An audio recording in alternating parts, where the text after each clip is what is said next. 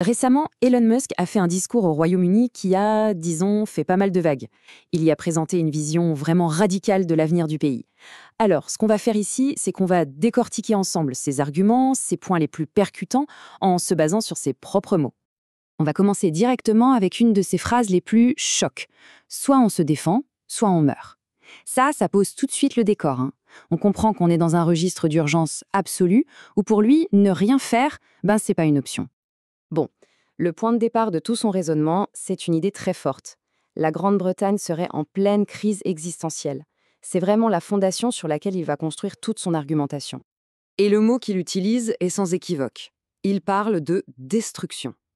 D'après lui, ce n'est pas juste un petit déclin, non. La nation britannique serait carrément en train d'être démantelée, et à un rythme qui s'accélère. Alors on peut se demander sur quoi il se base pour affirmer quelque chose d'aussi grave. Eh bien, il pointe du doigt plusieurs choses. Il parle d'une migration qu'il qualifie de massive et d'incontrôlée, mais il insiste surtout sur un gouvernement qui, selon lui, échouerait complètement à protéger ses propres citoyens. Il mentionne une inaction face à des crimes particulièrement horribles et il lance cet avertissement. Cette violence, elle pourrait bien finir par toucher tout le monde. Ce qui est intéressant, c'est de voir à qui il parle. Il ne s'adresse pas aux militants déjà convaincus. Non, il vise ce qu'il appelle le centre raisonnable. En gros, les citoyens ordinaires, ceux qui ne font pas de politique tous les jours. C'est eux qu'il essaye d'alerter avant qu'il ne soit trop tard. Bon, face à cette crise qu'il décrit, quelle serait la solution? Pour Musk, tout part d'un outil essentiel, un outil qu'il pense menacer aujourd'hui, la liberté d'expression. Pour lui, la liberté d'expression, ce n'est pas juste le droit de dire ce qu'on pense. Non, c'est l'outil indispensable pour atteindre la vérité des choses. Et ça passe par un débat, un vrai débat actif. Il dit en substance que sans ça, on ne peut pas vraiment identifier les problèmes et donc encore moins les résoudre. Et c'est là que son discours devient particulièrement direct. Pour qualifier ses opposants idéologiques, il utilise des mots d'une violence assez rare, comme on le voit ici. C'est une accusation frontale, sans détour. Sa critique se tourne ensuite vers le gouvernement en place. Et là, il va jusqu'à retourner la formule démocratique de base en affirmant que l'État n'agirait plus pour le peuple, mais carrément contre le peuple. Musk va encore plus loin. Il identifie ce qu'il considère comme la racine du mal, une idéologie précise. Il l'appelle le virus mental woke et la présente comme un obstacle majeur au bon sens et au progrès. Pour être clair, il met en opposition deux modèles. D'un côté, la méritocratie, qui serait basée sur le talent, le travail, l'intégrité, bref, un système juste, et de l'autre, ce qu'il nomme l'idéologie woke, qu'il décrit comme fondamentalement discriminatoire, et il n'y va pas de main morte, il la qualifie de super raciste et super sexiste.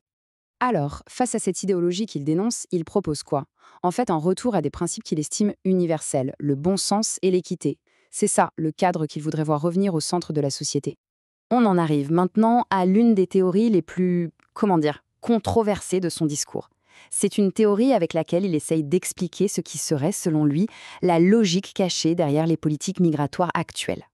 L'idée centrale, c'est la suivante. Certains partis politiques, parce qu'ils n'arriveraient plus à convaincre les citoyens déjà présents, auraient une incitation massive à faire venir de nouvelles populations.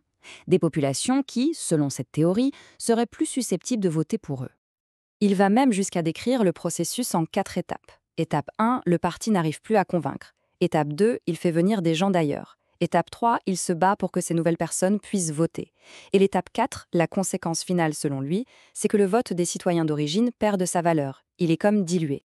Et cette citation, elle résume bien la menace qu'il décrit. Pour lui, ce n'est pas juste une vague hypothèse. Non, il est très catégorique. Il affirme que c'est à 100% ce qui est en train de se passer.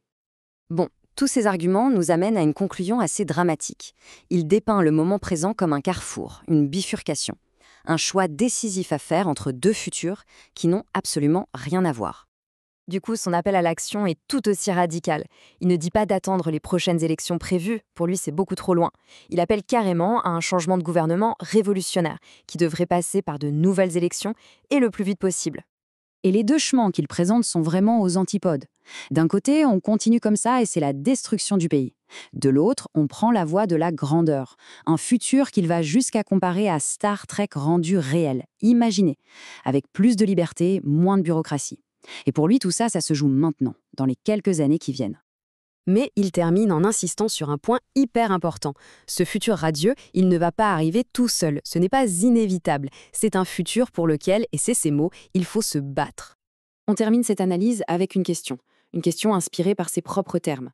Quand on présente un choix aussi binaire, aussi radical entre les ténèbres et la grandeur, qu'est-ce que ça nous dit sur l'état du débat public aujourd'hui et sur la façon dont on imagine les futurs possibles?